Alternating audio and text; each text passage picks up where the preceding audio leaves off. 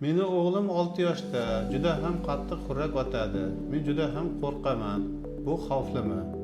Agarda sizni farzandingiz bunda xurrak otadigan bo'lsa, to'shakka xullab qo'yadigan bo'lsa, bu video aynan siz uchun. Bu bolada qaynoqay adenoidlar vegetatsiyasi, ya'ni yo 2 yo 3 daraja yoki tangli murdaklarining gipertrofiyasi yo 2 yo 3 daraja.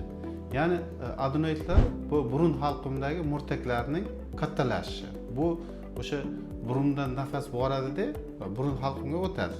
O'sha joyda murtak bor, o'sha murtak kattalashib, burunda kelayotgan havoni to'sib qo'yadi va bu yotganida xurrakka sabab bo'ladi. Yoki tangli murtaklarning gipertrofiyasi. Ya'ni tangli murtaklarning gipertrofiyasi bu endi xalq tilida angina deb aytiladi. O'sha angina kattalashadi. Bu kattalashib bola yotganda, chalqanchasiga yotgan vaqtda o'sha angina orqaga ketadi-da, bular xurrakka sabab bo'ladi. Ya'ni biz bola olayotgan havo o'sha yerda to'siq bo'lgani uchun shovqinli o'tadi va bu bola kuchli xurrak otadi. Yana bundan tashqari ko'p bolalarda bu holat kuzatiladi, ota-onalar shikoyat qilib kelishadi. Kechqurunga to'shakni xullab qo'yadi bolam dedi.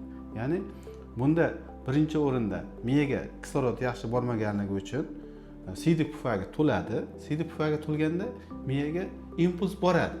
Lekin miyaga kislorod yaxshi bormaganligi uchun miya uyg'onmaydi va bola kechqurungi noshunay inuriz deyiladi. Kechqurun to'shakni xullab qo'yishi mumkin. Agar sizni farzandingizda ham xuddi shunday muammo bo'ladigan bo'lsa, pastdagi raqamlarga telefon qilishingiz mumkin. Biz bu sohada 25 yildan beri ishlab kelamiz. Sizlarga zamonaviy usulda davolash kerak bo'lsa, o'sha operativ davolarni amalga oshirib beramiz. Doimo farzandingiz sog'ligiga e'tiborli bo'ling. Sog' salomat bo'ling.